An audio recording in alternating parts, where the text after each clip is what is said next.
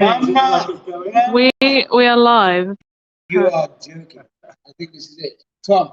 What, folks? Thomas Benjamin Wild, Esquire here. I'm very excited today to be coming live from Captain Fawcett's Emporium and Barbershop Museum in King's Lynn, where I'm going to be doing a rather exciting gig on the 11th of December, which I'm going to talk to you a little bit more about in a second. But first of all, just to give you a little bit of background as to why I'm here specifically.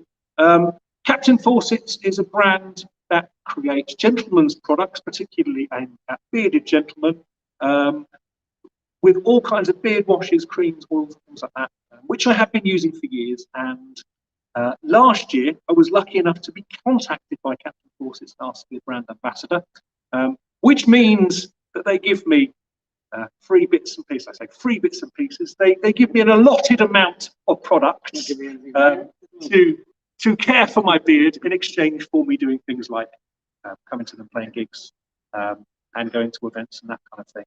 So that's the relationships. This is a sort of sponsored video, although no money is exchanging hand, just beard care products. So I guess that's a form of sponsorship. I have to say, this is the first time I've heard about it. I thought you'd come here on the goodness of your heart, and you know, I'm going to bring donuts. I'm trying to disappointed there's no actual donut, but I could probably survive. But anyway, Tom, welcome to Captain Fawcett HQ in Norfolk and Good. If you ever happen to be in the vicinity, do come and visit. It's an extraordinary barbershop museum with literally thousands of old items, including myself. We're going to have a bit of a tour of that in a second. So yes, on the 11th of December, I'm going to be doing a gig here, which is going to be, as well as a gig, is also going to be the live album launch of my third album, Making Friends at 40. So if you're interested in coming along to that in person, you can get tickets for that, and you can follow the link in the description to find out how to get tickets for that. I'm going to introduce you now to Richie, who is the founder of Captain Fawcett. Yes. I mean, dear Captain Fawcett, I mean, it's been over 12 years. I mean, I've been waxing my moustache for more like 25. But I started making moustache wax in my own kitchen. I think this story is extremely well documented. And from there, we've moved on and moved into all kinds of, as you mentioned earlier, some gentlemen's grooming products. Excuse me, it's my mother. I told her never to bring me away.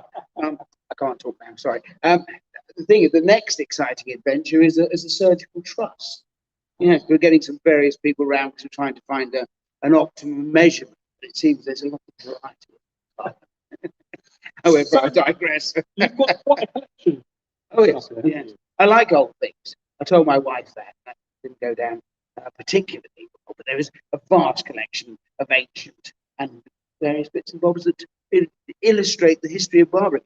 I think our oldest item dates back to 1650, which predates my wife. We're going to have a look around and have a look at some of these items in a second. And then at the end, I'm going to be playing for you a brand new song, which has been inspired by the fact that I was coming here today. I basically wanted to find a song about beards and barbershops and couldn't find one that I was happy with. So I decided last week to write one. So I'm going to be playing that for the first time at the end of this live stream. So do stick around for that. Yeah. Also, if you want to find any information about the Captain Fawcett brand, then you can actually find it. In the description, there is a link to their website below as well. And you can actually take a virtual tour of the museum. Filmer. Good Lord, I do have trouble with the staff on occasion. That woman is prone to hysterics. I do love her. She's in charge of the warehouse. There's the house. Anyway, what am I dribbling on about? So yes, Norfolk and Good, Captain Fawcett. So if you go to the website, you've actually got the possibility of visiting the museum virtually. But I do hope at some point in the not too distant future, you will come and physically see it for yourself, because it really is. We're on TripAdvisor. Yeah, I saw. When you Google Captain Fawcett's museum, it does actually come up on there. And if you are able to make Tom's gig on the 11th, the bar, everything's being run in aid of Make-A-Wish. That's something that it's a charity of our choice through Barbers Ride. To date, we've raised over £85,000. So so hopefully the bar will be running the bar. There'll be me and the left-hand man behind the bar doing our our very best of a little bit of mixology. It's going to be a fun evening of music, barbering, and booze, I guess. Booze, of course, I'm teetotal now. Oh. Yes, but I'm sure many others are. But we do have a well-stocked bar for those of you who still care to imbibe. So, Richie, I just want to check. Yeah, it's my mother again, sorry. A quick question. Let's switch this thing on. All of the stuff in the museum, how did you start the collection? How did this all come into being? The thing what really excites me about shaving and barbering equipment, it doesn't matter who you are. Every man and woman, for that matter, at some point in their life has had a haircut and or less in this case, a shave. You see, so it doesn't matter who you are, you've had a haircut and a shave. And the only difference between, say, throwaway plastic Bic razor and some super duper, ivory handle thing is the actual quality of the way it's presented. But the way what it serves, the job that it does is exactly the same. So that's what really intrigues me. We've got items here from Napoleonic prisoners of war. We've got stuff that's been made in Second World War prisoner camps in Changi. We've got the very old graves I mentioned dates back to the Elizabethan period. We've got some rather old barbering chairs. We've got some old chairs, yeah. And the whole place is just, I think that's what excites me, because it's something that is comparatively small, so anyone can start a collection, really, of kind of shaving stuff. And people come and visit. And then somebody says, oh my God, I remember my dad or my granddad having that. It's, barbering is social history. Yeah. Well, should we get up and have a look at some of the items? Yeah. So yes, by all means, yeah. Lead the way, good sir. Lead on, Macduff. No. And then you aren't being an image conscious here. I'm not really black. People say it's my car.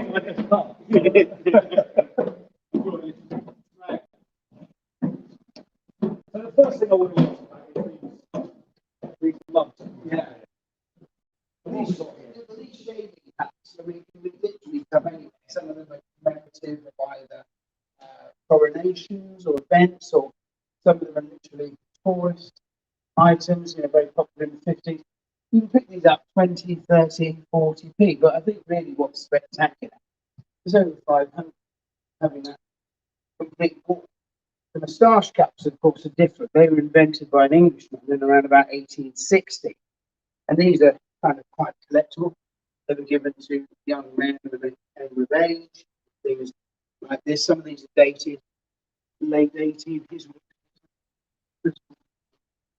Here we are, got James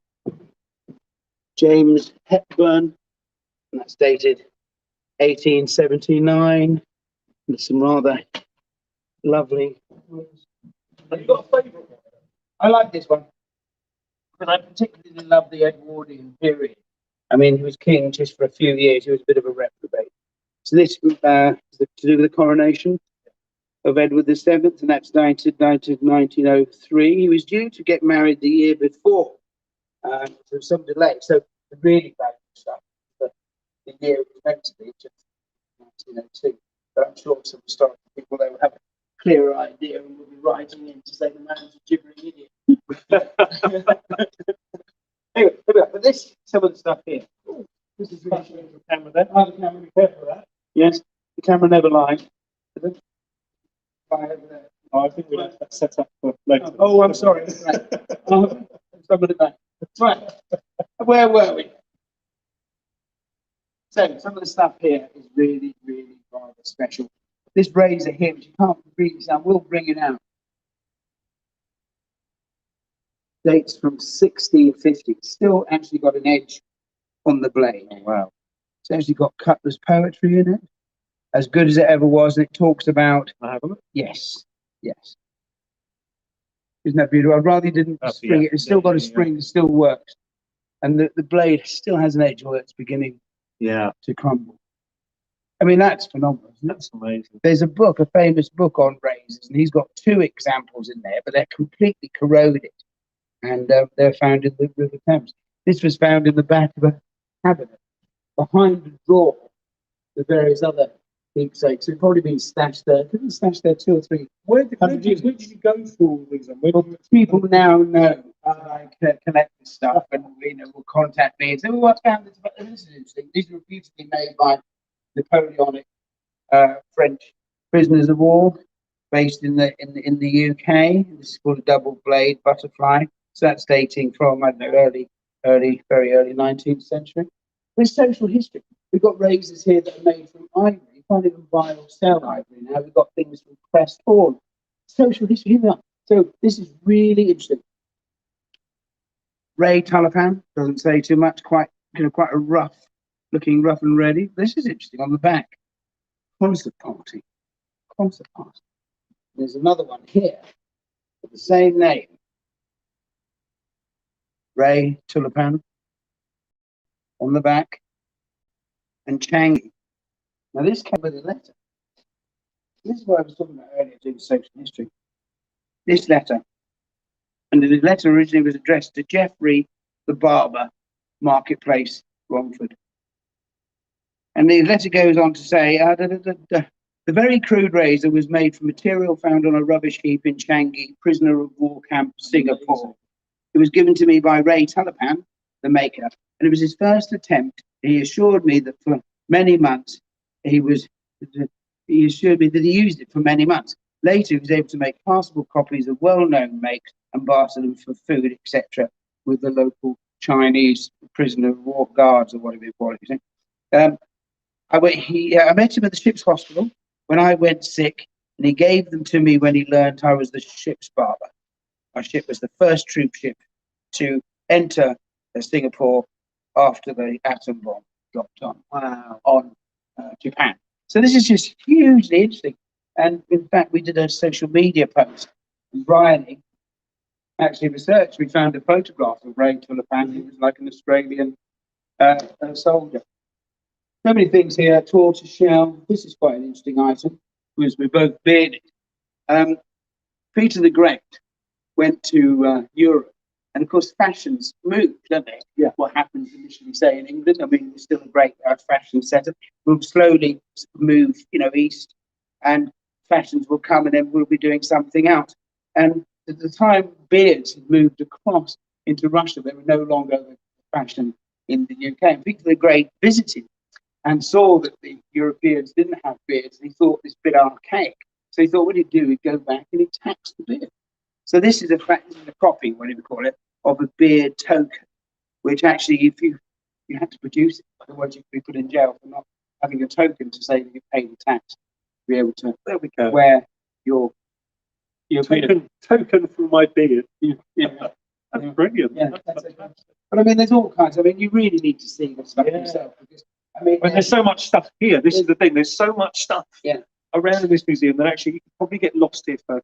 Well, it's seven day razor steps. I mean, these are really crocodile face here. I mean, some of these things are worth pence. Some of these things are literally with the eye. You can't buy and sell it now. I mean, you used to be able to buy and sell it pre-1947, but then people tried to make it look older to get around it. So you can't. You have to have a museum status. Yeah. These are from the original Royal Automobile Club, which still exists in Pall Mall. Numbered,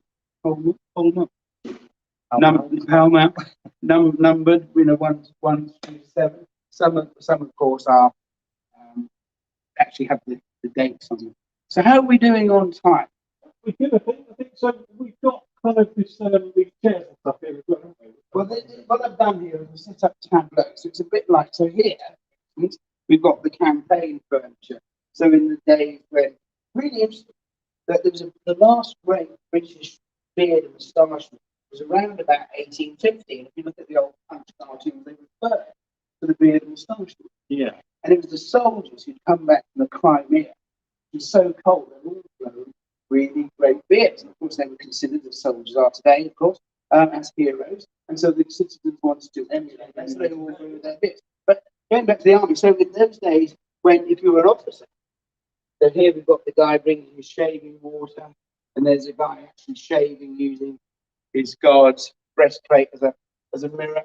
And this is, from that period, a collapsible barber's chair. So people would, if you were somebody like of a rank then your bed would be set up, yours would be set up, and now you have all these little people just carrying your chain box. Things seem to change slightly, but where are we? So yes, so I've set up these tablets. This is set up pretty much as an 1880s barbershop would be. How's our time? As you can see, the ukulele is over there. Yes. That's where I'm going to be performing my song. Is that ready for plucking? Not just yet. Not just yet. What I'd like to do actually is just people get a nice view of. So basically, folks, there's a hell of a lot of stuff here about the history of barbering. Probably too much stuff to show you in one video. How can people come along and view it? Well, they can just literally just drop in and visit, or alternatively, if they've got a group of people and they're on teas and coffees, if we know you're coming, we can set up a whole tour and explain the whole thing. So just literally contact via info@captainfawcett.com and make an appointment. If you've had a good time, please mention it on TripAdvisor. If you have a terrible time, please don't say anything at all. So if you pan out now, pan round, is that the right term? You can see the museum Emporium in all its glory. Yeah, I mean, there's 9,000 space. There is 9,000 square feet here of antiques. Antiques, I like that. Yeah. And again, the tablets here, we've got a very beautiful old chair, and these again, bits that people will recognise. Obviously, the glorious logo. Yeah, yes, as well as it's thanks to our benefactor, because I'm not, I am the right hand man. I am a lonely assistant. He's a lucid character. Yeah. I've never met him. Terrible at work. Constantly, he's visiting his mother in Blackpool.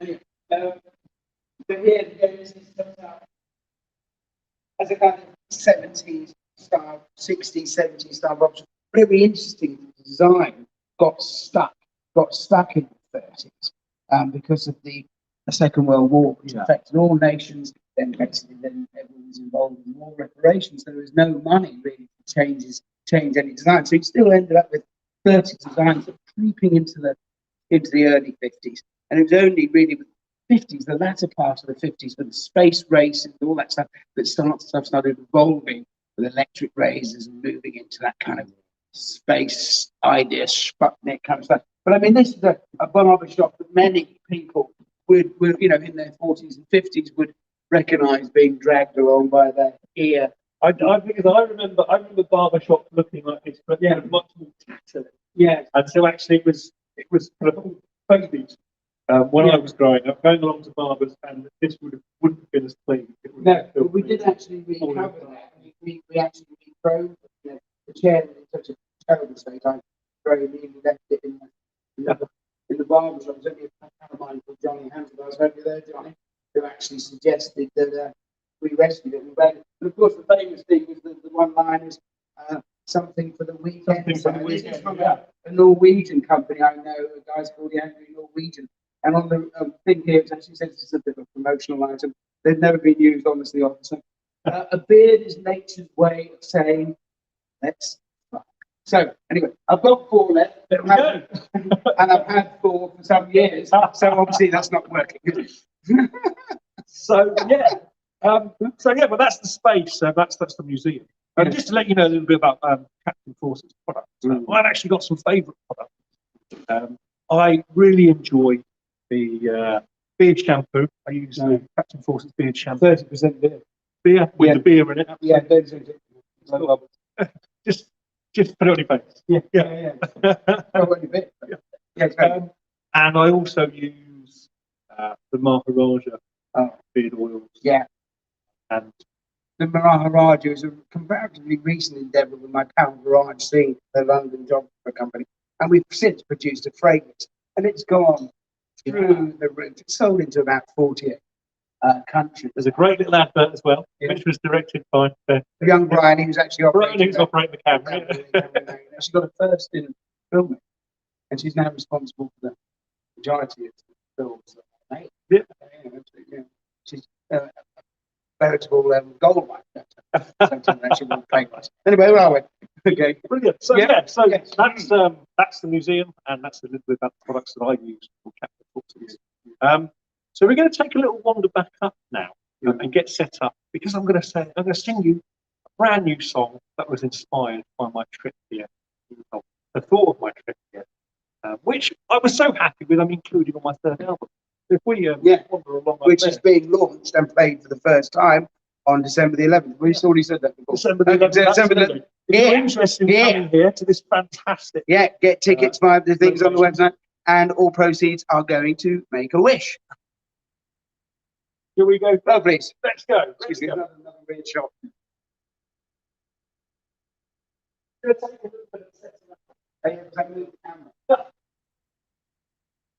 I need to turn the little microphone on. So, yes, who's going to operate this one then? So, I know, I moved the whole thing. Well, there's Get myself set up in the chair. So, folks watching this live, this is the first performance of this song. I may get it wrong. I may have to record it again. But this is going to be my video this weekend as well, on YouTube and on Facebook, because it's a new song. So this song, inspired by my visit today, is called An Ode to My Facial Hair. Sing the point.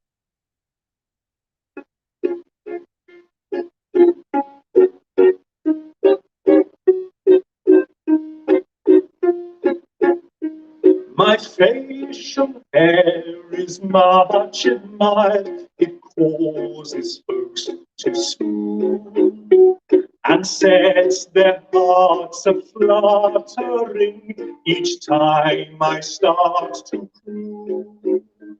I follow the up-to-date tonsorial advice and use all sorts of balms and oils to keep it smelling nice.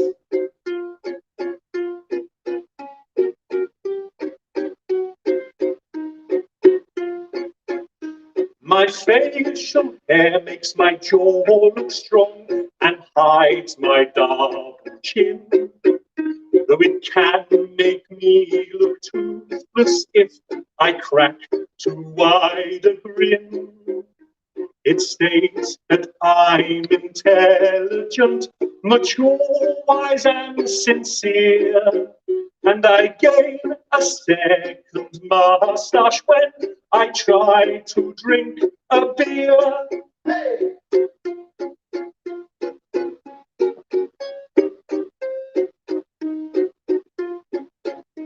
My facial hair can be a pain, although I love it so. It stops our lips from touching when I try to kiss my beau. It can be hard to sip from spoons, and it may seem somewhat rude that I attempt to hide my face when eating messy food.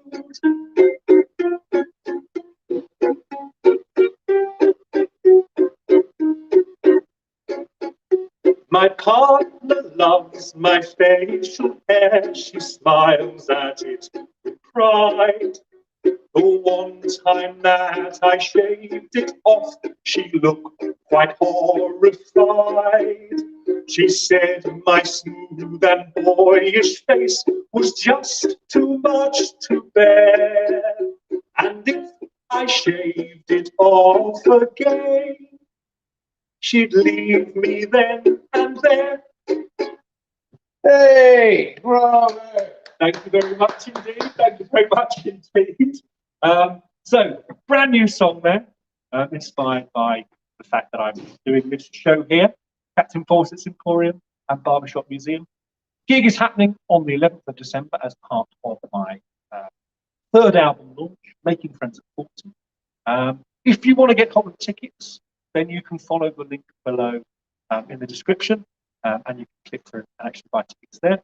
They're limited, so do get them while you can. If you're interested in contacting Richie here on the team about visiting the museum, then do make sure that you visit their info at captainfawcett.com. Captain Fawcett singular. But of course, the thing is, if you come along to the gig, you can effectively kill two birds with one stone. Absolutely. I say that. Or is that not? I'm not sure it's expensive for stone. I can't say anything anymore, can you? I'm kaput. I'm completely kaput. I've no longer. What's the word? Cancelled? Am I cancelled? Well, the gig's not cancelled. Let's not so get make into sure that. you get here. We won't get into that. No. But anyway, thank you very much for joining us this Yes. afternoon, and I will hopefully see some of you on the 11th of December. And we've had people like I've seen. I mean, I was only overlooking people's show. We had people join us from Puerto Rico. We've had people join us from Brazil. We've had people join us from all over the world. I even believe there was somebody tuned in from Cricklewood. So thank you, Cricklewood. You know where Cricklewood is? Cricklewood, yes, absolutely. North London. It's on the train line, on my train line, on the way to London. There you are. There you are. You see, we're obviously gone international. Thank you, Cricklewood. Anyway, thank you very much for joining me. Thank you, Richard. Yeah, thank you. And I'll hopefully see some of you very soon. Yeah. Toodle pip. Yeah, Roger. What? Is that it? Have you finished it? We have finished. Sure. We can have it. Okay. Thank you very much. Goodbye.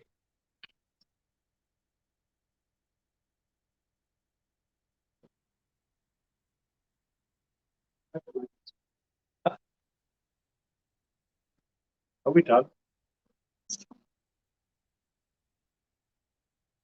Hey, this is amazing. I thought that was actually a really lovely song. Hey, diddly dee, it's the actor's life for you. I think that went pretty well, actually. I think I went extraordinarily well. Yeah, recorded. So I'm going to have a listen back to that, and hopefully Cool. that'll, Are we still on? Trying to swipe off. Okay, I think we can see it coming. Empty frame. That's all, folks. Ah. Demonstrate.